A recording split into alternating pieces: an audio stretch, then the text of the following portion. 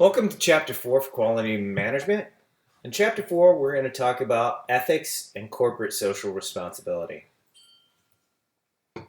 So this chapter, we're going to define a couple major topics. We're going to talk about the definition and overview of ethics, especially when it comes to businesses. I think we all can agree that we all have our own form of ethics as far as doing the right thing and making sure we're doing the right thing. Well, it's important to note that in business, we also have ethics and corporate social responsibility, not only to our stakeholders of an individual company, but also our communities that we're in. So we'll talk a little bit about that. We're going to talk about trust and total quality, values and total quality, integrity and total quality, responsibility and total quality, a manager's role in ethics, and an organization's role in ethics. We're also going to talk about handling ethical dilemmas, and your homework assignment for this week is going to be about dealing with an ethical dilemma and what to do. We're going to talk about ethics training and codes of business conduct. We're going to talk about models for making ethical decisions, beliefs versus behavior, why the disparity. And we're going to take a look at a couple of cases of ethical dilemmas, and you're going to read about that in the reading assignment, as well as we're going to define corporate responsibility. So, what is ethics? Ethics is about doing the right thing within a moral framework. The most common impediment to ethical conduct is human nature because people tend to behave according to the perceived personal interest.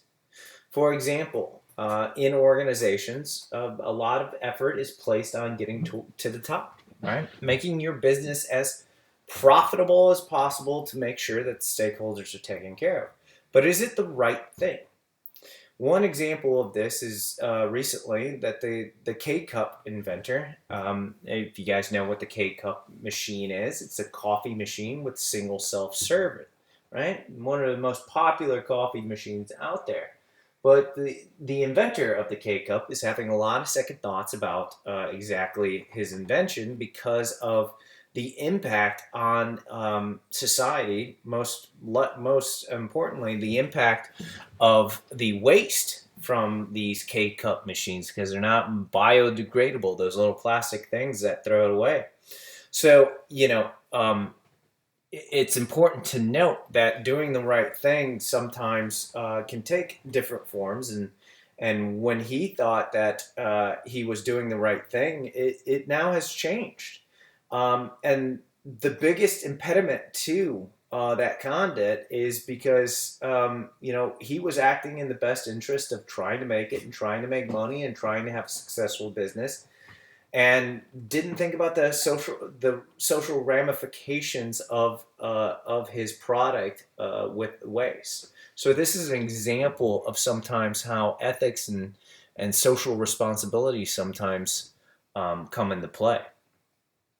Also, trust is a critical element of ethics, which makes ethics critical in total quality.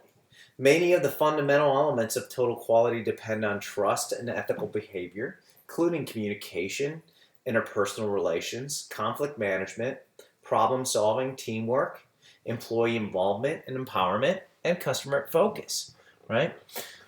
Total quality, really, the fundamental elements of it have a lot to do with all these relationships that you're having at the workplace, right? Working together, solving problems, and doing so in a respectful manner and making sure that everybody's best interest is in mind, including all stakeholders, including the customer, society, and other employees.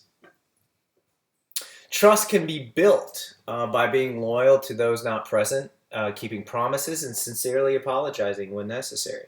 Values are those core beliefs that guide our behavior. Individuals and organizations apply their knowledge and skills most willingly to efforts in which they believe. And it's kind of interesting. You can tell a lot about an organization and their values by looking at their mission statement. And we were talking in earlier chapters that mission statements serve as our North Star. And a lot of times, these values are stated right in the chapter. In fact, if you look at McDonald's mission statement, let's take a look at that really quick, and we'll talk about that here in a second. McDonald's vision and a mission statement says the following: McDonald's brand mission is to be our customers' favorite place and way to eat and drink. Our worldwide operations are aligned around a global strategy called Plan to Win, which center on an exceptional customer experience, people, price, and promotion. We are committed to continuously improving our operations and enhancing our customers' experience. You can tell based off of their mission statement that they have a strong value of making sure that their customers' experience are great, as well as um, a strong internal value of promoting from within and training their individuals. In fact, I have a couple friends that went through the McDonald's management training program, and it's actually a very great training program because they put a lot of effort into recruiting and training and building up their employees, right? These are the values that guide their company, and values can help define who you are as a person as well as an organization. And applying your knowledge and skills willingly can help hone in on these values and improve them. Managers should work to establish an environment in which values that lead to ethical behavior and values that lead to peak performance are the same. Just like we were reading about McDonald's mission statement and their values, you can tell that they put a lot of effort into managers training their employees to help improve them. But this also helps to peak performance for McDonald's, and by training people, they're creating efficiencies and improving their operations and making customers happy, which lead directly to an increase in revenue. So you can see that not only does it have an effect on behavior, but it also has an effect on performance as well. It's also important to note that integrity requires honesty, but it's more than just being honest. Integrity is a combination of honesty and dependability. People with integrity can be counted on to do the right thing, do it correctly, and do it on time.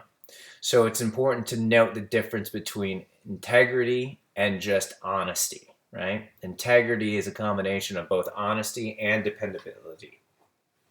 Accepting responsibility is a part of ethical behavior.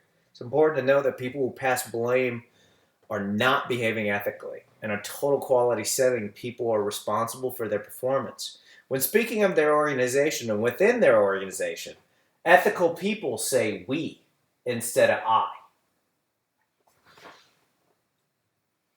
It's important to note that managers play a key role in ethics in an organization as well. They are responsible for setting an example of ethical behavior, helping employees make ethical choices, and helping employees follow through and behave ethically after making an ethical choice. Sometimes it's important to have a strong leadership, even if they're not skilled in certain areas. It's important that they behave ethically and have integrity, because that can help a business by helping train people and helping them become more ethical in a sense, improving operations and improving efficiencies within the company. In carrying out responsibilities, managers can use the best ratio approach, a black and white approach, and full potential approach. The organization's role in fostering ethical behavior includes creating an ethical environment and setting an ethical example. The key in creating an ethical environment is having a comprehensive ethics policy. The key in setting an example is following the policy and expecting all employees to follow the policy and rewarding those who do. In handling ethical dilemmas, managers should select those options that is most likely to build trust, integrity, and a sense of responsibility that is most likely to pass various ethic tests. People who believe in those ethical values will sometimes make unethical decisions because of self-interest, self-protection, conflicting values, or because they see the benefits of being intangible and deferred. And it's important that we help coach individuals as leaders as far as making the right decisions that's not in our best interest, but in the best interest of our company as well as fellow employees.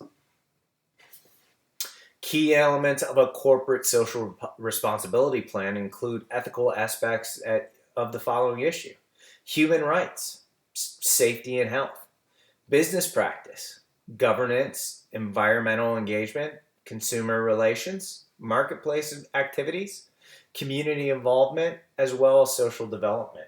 And these are all important elements when we're creating a social responsibility plan and a social responsibility initiative, is that we keep all these things. We understand that we're a part of a symbiotic relationship with others within our organization, our community, as well as our customers. And it's important to act ethically in the best interest of all those stakeholders to make sure that we make decisions in the right way. So for Chapter 4, I want you to finish up reading Chapter 4. And then also I want you to go ahead and tackle the homework assignment, which you're given a ethical situation. And I want to get your feedback on it. It's an interesting ethical dilemma. You are a company that has developed a product, but it's not going as well as one of your competitors. All of a sudden, one day, one of your competitors' former employees comes to you and say, "Hey, if you hire me, I can create that product. I have the special behind the scenes tools to make that product and basically make a duplicate of that product so you can compete with them." What would you do? Would you do that? It's an interesting ethical dilemma because you want to do what's best for your company and what's best for yourself, but also you want to act and behave ethically.